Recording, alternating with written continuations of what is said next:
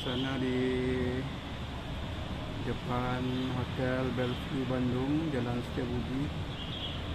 Ini dia nampak pohon raksasa yang sudah berusia ratusan tahun, memperindah sudut kota Bandung.